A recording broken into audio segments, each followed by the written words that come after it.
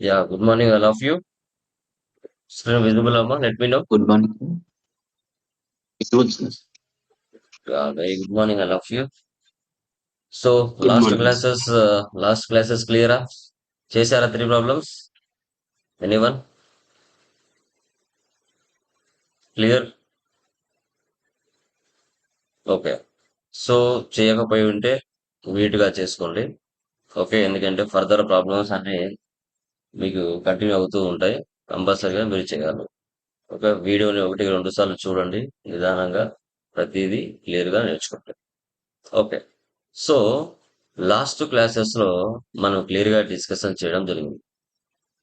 Okay.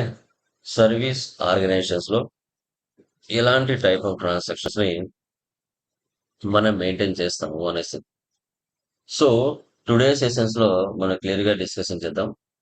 Hospital accounting, college, school accounting ఎలా maintain చేయొచ్చు? వీటిని గ్రూప్స్ అంటారు. గ్రూప్స్ అంటే ఏంటి? అంటే any organization, not only school or college or hospital. ఎలాంటి ప్లేస్ అయినా టాలీ ప్రైమ్ 7.1లో ఒక సర్వీస్ కంపెనీ లైక్ హాస్పిటల్స్ కానీ, కాలేజెస్ కానీ, స్కూల్స్ కానీ, థియేటర్స్ కానీ, ట్రైనింగ్ ఇన్స్టిట్యూషన్స్ కానీ, చారిటీస్ కానీ, ఎక్కడైనా మీరు చూడండి. పర్టికులర్‌గా ప్రతి కంపెనీలో గ్రూప్స్ ఉంటాయి. గ్రూప్స్ అంటే డిపార్ట్మెంట్స్ ఉంటాయి. డిపార్ట్మెంట్స్ అంటే ఏంటి? చెప్పండి. డిపార్ట్మెంట్స్ ఏమేమి ఉండాలి ఒక బిజినెస్‌లో? ఏ డిపార్ట్మెంట్స్ కావాలి ఒక బిజినెస్‌లో? చెప్పండి. ఎలాంటి డిపార్ట్మెంట్స్ ఉండాలి? Administration department, very good. ఇంకా మార్కెటింగ్ అకౌంట్ డిపార్ట్మెంట్, మెయిన్‌గా అకౌంటింగ్ డిపార్ట్మెంట్, మెయిన్‌గా హెచ్ఆర్ ఉండాల్సిన డిపార్ట్మెంట్, డిపార్ట్మెంట్స్ ఏంటి? ఫస్ట్ మెయిన్‌గా HR HR, department, account department, HR department. Account so accounting తర్వాత account department, finance department, finance department. తర్వాత మార్కెటింగ్ డిపార్ట్మెంట్. మార్కెటింగ్. ఇవి very very very important. ఇవి very very important. గుర్తుపెట్టుకోండి. ఏ కంపెనీలో అయినా ఏ బిజినెస్ కొత్తగా స్టార్ట్ చేసినా ఇవి మూడు మ్యాండేటరీగా ఉండాలి. ఇవి మూడు మ్యాండేటరీగా ఉంటేనే మనకి సబ్జెక్ట్ అంటే ఏ డిపార్ట్మెంట్ లో ఎంత ఎక్స్పెన్స్ జరుగుతుంది, ఏ డిపార్ట్మెంట్ లో ఎంత ఇన్కమ్ జరుగుతుంది అనేది ఇంపార్టెంట్.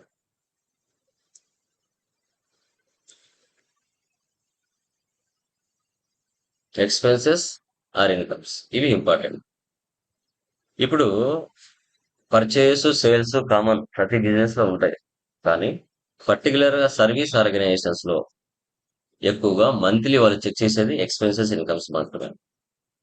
ఇప్పుడు ఆ ఎక్స్పెన్సెస్ ఏం జరుగుతున్నాయి, ఇన్కమ్స్ ఏమి జరుగుతున్నాయి ప్రతి డిపార్ట్మెంట్ లో? హెచ్ఆర్ డిపార్ట్మెంట్ లో ఎంత ఎక్స్పెన్స్ జరుగుతుంది, ఎంత ఇన్కమ్ వస్తుంది? ఫైనాన్స్ డిపార్ట్మెంట్ లో ఎంత ఎక్స్పెన్స్ జరుగుతుంది, ఎంత ఇన్కమ్ వస్తుంది? మార్కెటింగ్ డిపార్ట్మెంట్ లో ఎంత ఎక్స్పెన్స్ జరుగుతుంది, ఎంత ఇన్కమ్ వస్తుంది అనేది వెరీ ఇంపార్టెంట్. సో దీనిని మనం ఏ విధంగా చూడాలి అనేది ఇక్కడ మెయిన్. ఓకే. మీరు హాస్పిటల్లో పనిచేసినా, కాలేజీలో పనిచేసినా, స్కూల్లో పనిచేసినా, థియేటర్లో పనిచేసినా, ఎక్కడ వర్క్ చేసినా శాలరీసే అని పిలుస్తారు. ఎక్స్పెన్సెస్ పదాలు మారవు. రూమ్ రెంట్ కట్టాలంటే రెంట్ అని పిలుస్తారు. ఎలక్ట్రిసిటీ బిల్ పే చేయాలంటే ఎలక్ట్రిసిటీ బిల్లే పే చేస్తారు. అక్కడ కూడా ఆ పదమే యూజ్ చేస్తారు. టెలిఫోన్ బిల్ ఉంటే టెలిఫోన్ బిల్ అనే మెన్షన్ చేస్తారు. ఈ పదాలు మారవు ఎక్స్పెన్సెస్ లో.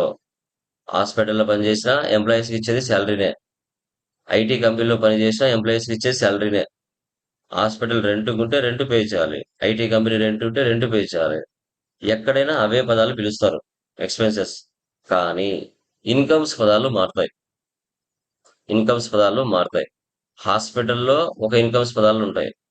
ట్రైనింగ్ ఇన్స్టిట్యూషన్ లో ఒక ఇన్కమ్ పదాలు ఉంటాయి. అదే కాలేజీ, స్కూల్లో ఒక ఇన్కమ్స్ పదాలు ఉంటాయి. ఇన్కమ్స్ వర్డ్స్ మారుతాయి. ఓకే. ఒక స్కూల్లో, కాలేజీలో ఇన్కమ్స్ పదాలు ఏముంటాయి చెప్పండి? Admission fee received. Okay. Exam fee received.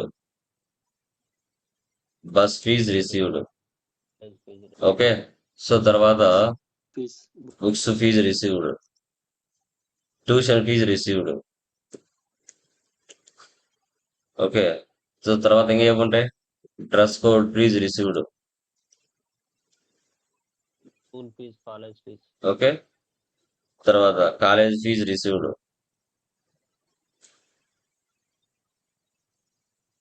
ఇలా వర్డ్స్ ఉంటాయి. అదే హాస్పిటల్ ఉంటే హాస్పిటల్స్ ఏముంటాయి? Operation fee received. Okay. So తర్వాత మనకి OP charges. Room rent fees received,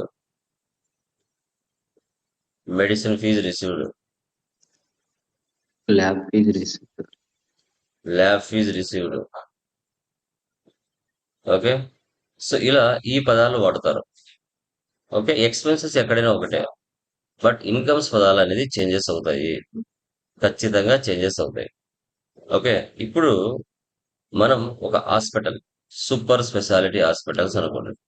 వీటిని గ్రూప్స్ అంటాం. ఇప్పుడు ఈ సూపర్ స్పెషాలిటీ హాస్పిటల్స్ లో డిపార్ట్మెంట్స్ ఉన్నాయి. ఇప్పుడు వన్స్ ఒక టాలీలో ఒక కంపెనీ క్రియేషన్ చేస్తూనే మనకి గ్రూప్స్ 28, లెడ్జెస్ 2, ఓచర్ టైప్స్ 24. ఇవి మ్యాండేటరీగా ఉంటాయి. ఇక్కడ ఈ ప్రాబ్లంలో ఎక్స్ట్రాగా మనం ఏం చేస్తాం? 4 గ్రూప్స్ ఎక్స్ట్రా చేస్తాం. 4 గ్రూప్స్ ఎక్స్ట్రా చేస్తాం. ఇప్పుడు ఒక హాస్పిటల్ అని చెప్పాము. ఈ హాస్పిటల్‌లో ఒక మనిషిలో ఉన్న ప్రతి పార్ట్‌కి ఒక డిపార్ట్మెంట్ ఉంటది. Neurology, cardiology, liver, heart, brain, ఇలా ప్రతి డిపార్ట్మెంట్, ప్రతి బాడీలో ఉన్న ప్రతి డిపార్ట్మెంట్‌కి ప్రతి ఒక్క అవయవంకి ఒక డిపార్ట్మెంట్ ఉంటుంది. ఇక్కడ హాస్పిటల్‌లో న్యూరాలజీ, కార్డియాలజీ అంటే నరాలకు సంబంధించిన ఒక డిపార్ట్మెంట్, కార్డియాలజీ మనకేమొస్తుంది? గుండెకు సంబంధించిన ఒక డిపార్ట్మెంట్. ఏ డిపార్ట్మెంట్‌లో ఎలాంటి ఎక్స్‌పెన్సెస్ జరుగుతున్నాయి? ఏ డిపార్ట్మెంట్‌లో ఎలాంటి ఇన్‌కమ్స్ జరుగుతున్నాయి? వీటిని మనం ఎలా మ్యాప్ చేయాలి? అనేదే ఇక్కడ కాన్సెప్ట్. ఓకే. ఆ 4 డిపార్ట్మెంట్స్ ఎక్స్ట్రా ఏమొస్తున్నాయి మనకిక్కడ? ఓకే. చూద్దాం. Neurology department expense.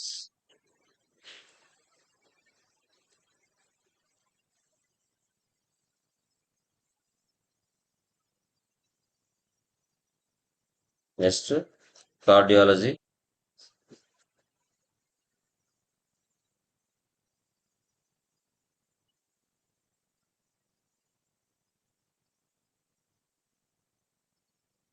ఇన్‌కమ్స్ కూడా సేమ్.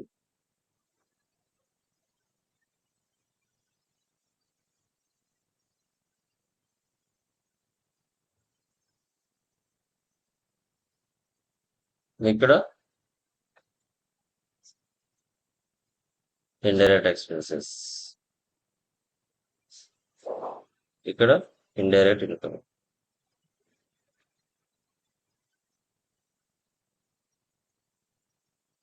ఇలా 4 గ్రూప్స్ ఎక్స్ట్రా మనం చేసుకుంటాం. డిఫాల్ట్‌గా 28 గ్రూప్స్ ఉంటాయి. ఎక్స్ట్రాగా మనం గ్రూప్స్ అనేది క్రియేట్ చేస్తాం. ఎందుకు సార్ అంటే ప్రాఫిట్ అండ్ లాస్ ఓపెన్ చేసి చూసినప్పుడు ఎక్స్‌పెన్సెస్, ఇన్‌కమ్స్ బయటికి కనపడతాయి. Rent, salaries, telephone bill, electricity bill ఇవన్నీ కూడా. అలా కనిపించకుండా ప్రాఫిట్ అండ్ లాస్‌లో గ్రూప్స్ కనిపించాలి. టోటల్ అమౌంట్ కనిపించాలి. అది ఎలా అనేది ఇక్కడ సెటప్. ఓకే. చూద్దాం. Super speciality hospital company creation చేస్తున్నాం. Super speciality hospital. Direct save చేయాలంటే కంట్రోల్ ఏ అంటే డైరెక్ట్ గా సేవ్ అవుతుంది.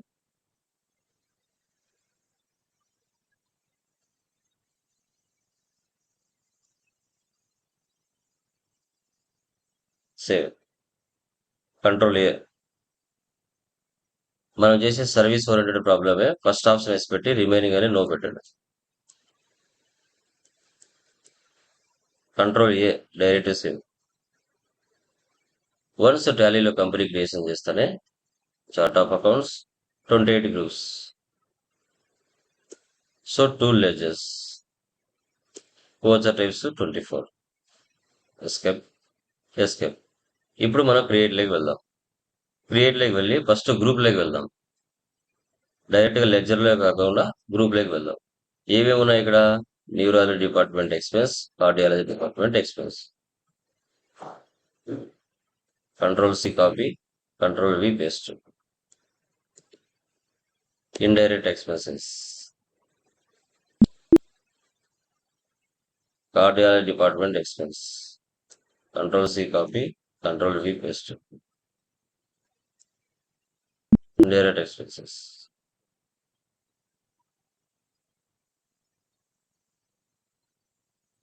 Control C copy, control V paste.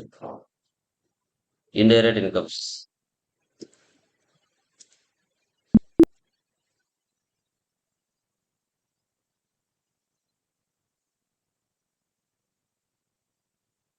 Indirect incomes. ఇలాగా 4 గ్రూప్స్ ఎక్స్ట్రా చేశాం. వీటిని వెళ్ళి చూద్దాం. Escape, chart of accounts, groups. చూడండి లాస్ట్లో అండర్లో 32 గ్రూప్స్ ఉన్నాయి. 32 గ్రూప్స్ ఉన్నాయి. ఇక్కడ చూడండి, cardiology department expense, neurology department expense, cardiology department incomes, neurology department incomes. Escape. ఇప్పుడు లెడ్జర్లోకి వెళ్దాం. క్రియేట్లోకి వెళ్దాం, లెడ్జర్స్లోకి వెళ్దాం. First capital account.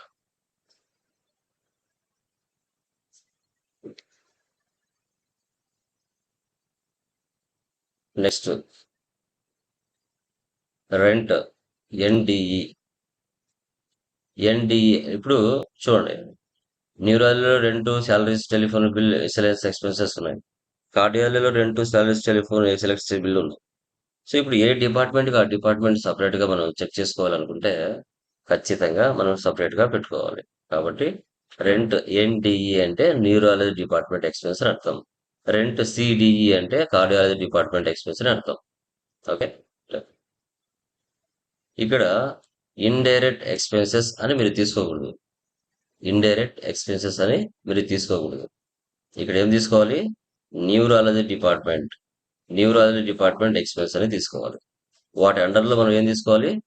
ఓకే, ఆటోమేటిక్గా ఇండైరెక్ట్ ఎక్స్పెన్సెస్ అనేది వచ్చేసింది. ఎందుకంటే గ్రూప్ లోపల మనం సెటప్ చేసాం. ఓకే, సో సేవ్ చేయాలి. డైరెక్ట్ కంట్రోల్ ఏ అంటే save. Salaries, NDE, direct save. Control A, save. Next telephone bill, NDE, direct save. Next miscellaneous expenses, NDE, neurology department expenses. Next rent, CDE, cardiology department expense. దాని అండర్లో ఏముంది? Indirect expenses ఉంది. Next salaries, CDE. Next telephone bill.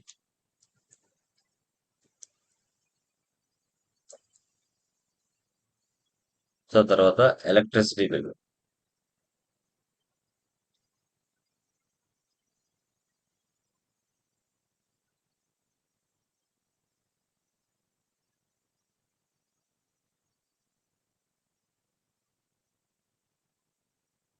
ఈ విధంగా expenses అన్ని cardiology, neurology మనం చేసేసాం.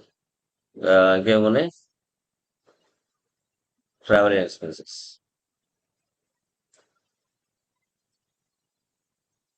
అలా అయిపోయిందా? Yeah.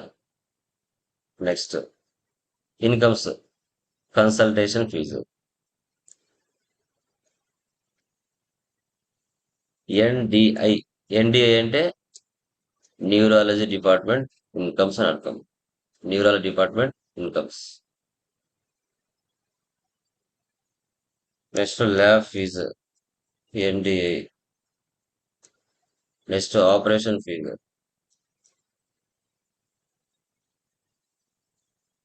ఎన్డిఐ.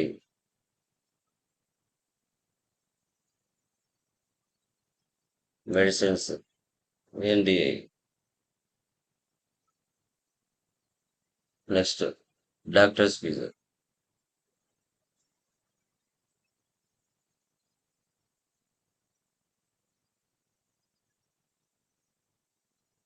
CDI cardiology department incomes అండర్లో ఇండైరెక్ట్ ఇన్కమ్స్ తీసుకోవాలి. నెక్స్ట్ ల్యాబ్ ఫీజు సిడిఐ,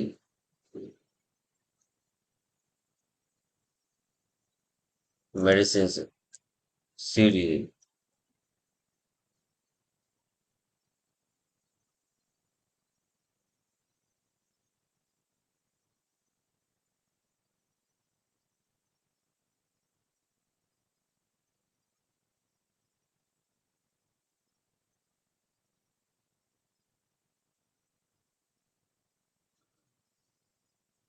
ఈ విధంగా గ్రూప్స్ లెడ్జర్స్ అన్ని క్రియేషన్ చేయాలి.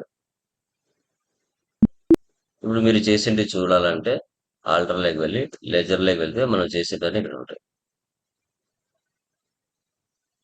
ఓచర్స్లోకి వెళ్దాం. ఫస్ట్ ఏముంది? రిసిప్ట్. సో క్యాపిటల్ అమౌంట్ ఎంత? 5 lakhs cash. Next neurology department expense అంటే పేమెంట్ తీసుకోవాలి. ఫస్ట్ ఏముంది? రెంట్ ఎన్డిఈ అమౌంట్ ఎంత? 25,000. Credit cash. ఇలా మీరు తీసుకుంటారు. యాక్చువల్గా ఒకే డేట్లో ఎక్స్పెన్సెస్ అన్నీ ఉన్నాయనుకోండి, ఒకే డేట్లో ఎక్స్పెన్సెస్ అన్నీ ఉంటే మనం ఏం చేయొచ్చు? ఇలా సింగిల్గా చేయడం కంటే అన్నిటిని డెబిట్ చేసి క్యాష్ క్రెడిట్ చేయొచ్చు. యాజ్ పర్ నామినల్ రూల్ ప్రకారంగా ఆల్ ఎక్స్పెన్సెస్ తర్వాత మనం క్యాష్ క్రెడిట్ చేయొచ్చు సింగిల్గా లేకుండా. బ్యాక్ వెళ్ళండి. నెక్స్ట్ శాలరీ, ఇక్కడ డెబిట్ శాలరీస్ అండి 80,000. టెలిఫోన్ బిల్ అండి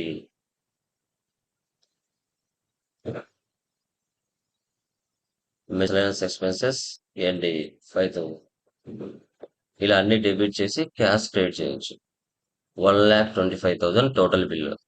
కంట్రోల్ పి అంటే print payment voucher.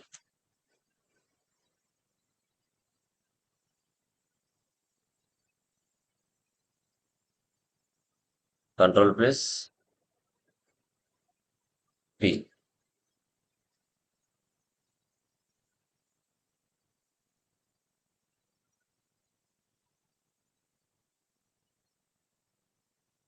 Control Zoom అంటే Alt Z Zoom.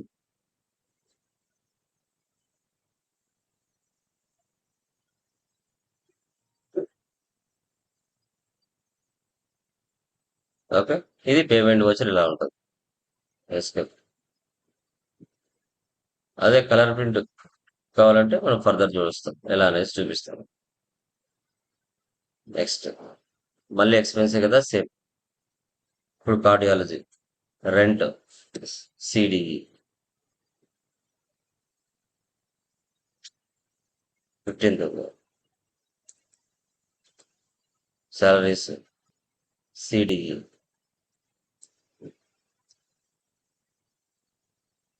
Telephone bill CDE,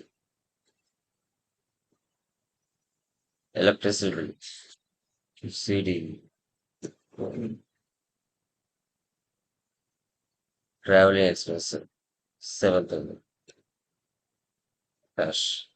so total మనకి 57,000. 57,000 ఇది cardiology department expense. Control year save. Next ఏముంది? న్యూరాలజీ డిపార్ట్మెంట్ ఇన్కమ్స్ అంటే receipt తీసుకోవాలి. రిసిప్ట్ ఇప్పుడు యాజ్ పర్ నామినల్ రూల్ ప్రకారంగా debit all expenses, credit all incomes. ఇప్పుడు అన్ని క్రెడిట్ చేయాలి. Consulting fees 35,000. ఇప్పుడు డిఆర్ ఉంది కదా, డిఆర్ ప్లస్ సిఆర్ ఇవ్వాలి. Lab fees 15,000. Operation fee 1,20,000. Medicine fee 33,000. Cash. Total value ఎంత? 2,03,000. 2,03,000. Control P, alt Z, zoom. Receipt వచ్చేది.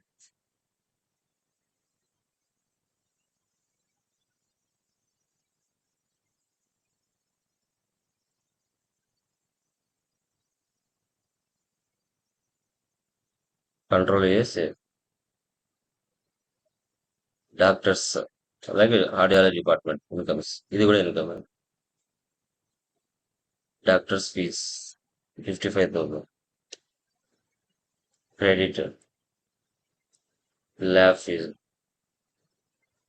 20,000. Medicine fee 30,000. Operation fee 75,000. Room rents 21,000. Control P, review, alt Z, zoom. Receipt voucher ఇలా ఉంటుంది. 2,01,000. Control A. ఈ విధంగా expenses are incomes ని మనం ఈ విధంగా ఎంటర్ చేసుకున్నాం. ఎస్కేప్. టేబుల్. మనం చేసిన ట్రాన్సాక్షన్స్ ఇక్కడ ఉంటాయి. Profit and loss, alt F1 expanded. Net profit 2,22,000. Okay. So ఇప్పుడు చూసారా ఎక్స్పెన్సెస్ ఇన్కమ్స్ ఇక్కడ ఏమైనా కనపడుతున్నాయా? శాలరీస్, రెంట్, ఎలక్ట్రిసిటీ బిల్లు, తర్వాత ఇక్కడ consultancy fees, doctors fees, lab fees, operation fees, ఇవన్నీ బయటికి కనిపించట్లేదు. గ్రూప్ లోపల సెటప్ చేశాను. ఇప్పుడు మీ ఓనర్ వచ్చి అడుగుతాడు, బాబు cardiology department expense April month లో ఎంత జరిగింది అంటాడు. సార్ 57,000 జరిగింది ఎక్స్పెన్స్ అని చెప్తాం. వాటిలో ఏమేం జరిగింది అంటే అప్పుడు దీన్ని ఎంటర్ ఇచ్చారంటే electricity bill 5,000, rent 15,000, salaries 20,000, telephone bill 10,000, travelling expense 7,000 జరిగిందని చెప్పాలి. అంటే ఇవి యాక్చువల్ గా బయటికి కనిపించేవి, గ్రూప్ లోపల సెటప్ చేసాం. ఓకే. ఇన్కమ్ ఎంత జరిగింది అంటే సార్ 2,01,000 జరిగింది. ఏమేం జరిగింది అని ఎంటర్ ఇస్తే ఇక్కడ doctors fees 55,000, lab fee 20,000, medicines 30,000, operation fee 75,000, room rents 21,000 అని చెప్పాలి. అంటే ఇక్కడ మనకు నెట్ ప్రాఫిట్ 2,22,000. చూసారా? అంటే డెబిట్ సైడ్ 1,82,000 ఉంది. క్రెడిట్ సైడ్ 4,04,000 ఉంది. అంటే క్రెడిట్ సైడ్ ఎక్కువ ఉంది. అంటే దాన్ని క్యారీ ఫార్వర్డ్ చేస్తుంది డెబిట్ సైడ్కి. అదే డెబిట్ సైడ్ ఎక్కువ ఉంటే నెట్ లాస్ వస్తుంది. క్రెడిట్ సైడ్ ఎక్కువ ఉంటే ఇన్కమ్ వస్తుంది. సో ఈ విధంగా మనము డిపార్ట్మెంట్ వైజ్ గా ఎక్స్పెన్సెస్ కానీ, డిపార్ట్మెంట్ వైజ్ గా ఇన్కమ్స్ కానీ ఎలా చేయాలి అనేది ఇక్కడ మనం చూసాం. ఎందుకు ఇలా చేయాలి అంటే మనకు క్లారిటీ అనేది ఉంటుంది. ఇప్పుడు ఫర్ ఎగ్జాంపుల్ సప్లయర్స్ కూడా మీరు చేయొచ్చు. సప్లయర్స్ ఎక్స్పెన్సెస్ అంటే సప్లయర్స్ కి చేయొచ్చు,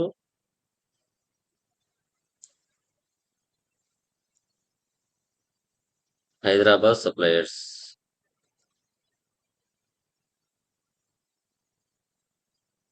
Hyderabad customers,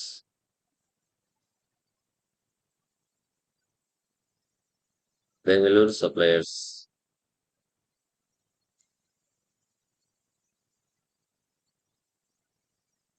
Bengaluru customers. Okay. ఇలా మనం చేయొచ్చు. ఇప్పుడు మీ ఓనర్ వచ్చి అడుగుతాడు, బాబు హైదరాబాద్ లో నాకు ఎంతమంది సప్లయర్స్ ఉన్నారు, హైదరాబాద్ లో ఎంతమంది నాకు కస్టమర్స్ ఉన్నారు అని అడిగినప్పుడు మీరు చెప్పాలి కదా. ఒక్కొక్కరు మీరు ఎంతమంది అని చూస్తారు. అదే ఇలా గ్రూప్స్ వేసుకున్నారు అనుకోండి, సన్రీ, క్రెడిటర్స్, సన్రీ, డెబ్టర్స్. అప్పుడు హైదరాబాద్ సప్లయర్స్ అని టైప్ చేస్తానే 100 మంది ఉంటే 100 మంది చూపించేస్తుంది లిస్టు. అదే కస్టమర్స్ చెక్ చేశారంటే 100 మంది ఉంటే 100 మంది లిస్టు చూపిస్తుంది. ఇలా గ్రూప్ లోపల సెట్ చేసుకుంటే. అలా లేకుండా మీరు సన్రీ క్రియేటర్స్ అని తీసేసుకున్నారు అనుకో, మీరు ప్రతిదీ వెతుకోవాల్సి వస్తుంది, సెర్చ్ చేయాల్సి వస్తుంది. జస్ట్ ఎగ్జాంపుల్ చూడండి. ఫస్ట్ గ్రూప్ చేద్దాం.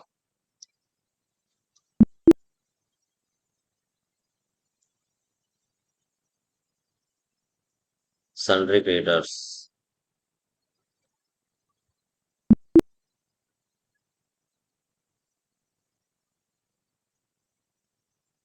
సన్డ్రీ డెప్టర్స్, ఇలా 2 గ్రూపులు చేశా. లెడ్జర్లోకి వెళ్ళా, పర్చేజ్ అని చేస్తున్నాను. Purchase accounts, Ram technologies. ఇక్కడ సన్డ్రీ క్రియేటర్స్ అనేది తీసుకోకూడదు, మీరు హైదరాబాద్ సప్లయర్స్ అని తీసుకోవాలి. Ram solutions, Hyderabad suppliers. Rani merchants, Hyderabad supplier. ఇలా తీసుకోవాలి. తర్వాత బాలు ట్రేడర్స్, హైదరాబాద్ కస్టమర్స్.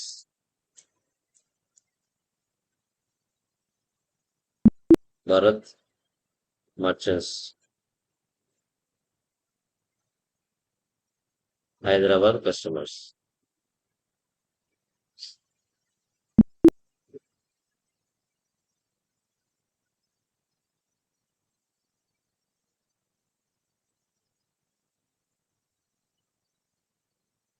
ఇక్కడ ముగ్గురిని తీసుకున్నాను, ఇక్కడ ముగ్గురిని తీసుకున్నాను.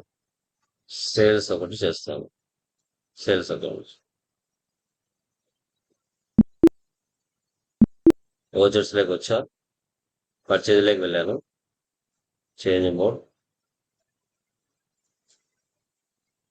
Ram control A purchase, Ram technologies.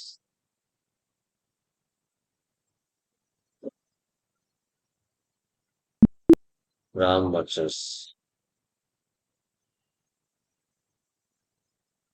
ఇలా ముగ్గురిని పర్చేజ్లో తీసుకున్నాను.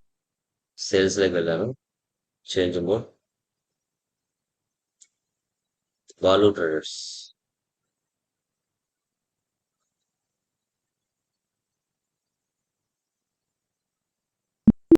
భరత్ మర్చెంట్స్.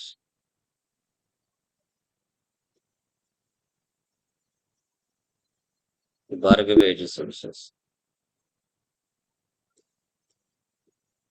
ఇలా పర్చేజ్ బిల్స్ వేశాను, సేల్స్ బిల్స్ వేశాను. ఇప్పుడు మీ ఓనర్ వచ్చి నేను అడుగుతాడు, బాబు నాకు హైదరాబాద్ లో ఎంతమంది సప్లయర్స్ ఉన్నారు, వాళ్ళ లిస్టు నాకు కావాలి అంటారు. అప్పుడు నువ్వు ఏం చేయాలి? Display more reports, account books, okay,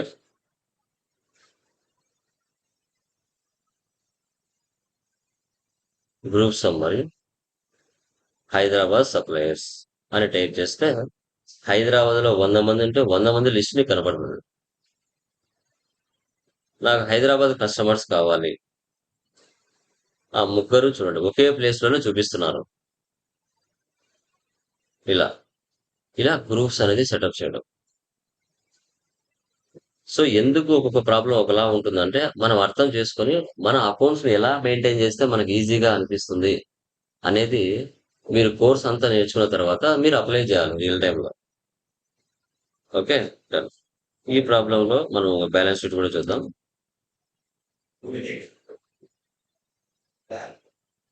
dash board లో చూస్తే రిపోర్ట్స్ అన్ని కనపడతాయి. Display more reports, trial balance, debit balance, credit balance equal అవుతుంది. స్టాటిస్టిక్స్, ఏ ఓచర్ లో ఎన్ని ట్రాన్సాక్షన్స్ ఉన్నాయి అనేది కూడా మనం చూడొచ్చు. గ్రూప్స్, లెడ్జెస్ అన్ని కూడా, account books, cash and bank balance value, expenses ఇన్కమ్సే కాబట్టి ఎక్స్పెన్సెస్ ఇన్కమ్స్ చెక్ చేయొచ్చు. ఇప్పుడు ఏదైనా ఓచర్ డిలీట్ చేయాలి, ఇప్పుడు పర్చేస్ డిలీట్ చేయాలి, సేల్స్ డిలీట్ చేయాలి, అన్ని అట్ ఎ టైం సెలెక్ట్ చేసి డిలీట్ చేయాలి. Space enter, space enter, space enter, ఇలా అన్ని సెలెక్ట్ చేసి ఆల్ టు డి ఇచ్చి డిలీట్ చేయొచ్చు. ఓకే. లేదు సింగిల్ గా కావాలంటే ఏది కావాలో అది సెలెక్ట్ చేసి ఆల్ట్ డి ఫర్ డిలీట్. లేదు అన్ని సెలెక్ట్ చేయాలి. Space space space space alt D, ఇలా అన్ని డిలీట్ అవుతాయి. ఇప్పుడు మన వాల్యూ మనకు వచ్చింది 2,22,000. ఓకే. సో ఈ విధంగా మనం డిపార్ట్మెంట్ వైజ్ ఎక్స్పెన్సెస్ కానీ డిపార్ట్మెంట్ వైజ్ ఇన్కమ్స్ కానీ మనము క్లియర్ గా చెక్ చేయడం జరుగుతుంది. ఓకే. దీంట్లో ఏమైనా డౌట్స్ ఉన్నాయా? Anyone please let me know. క్లియరా?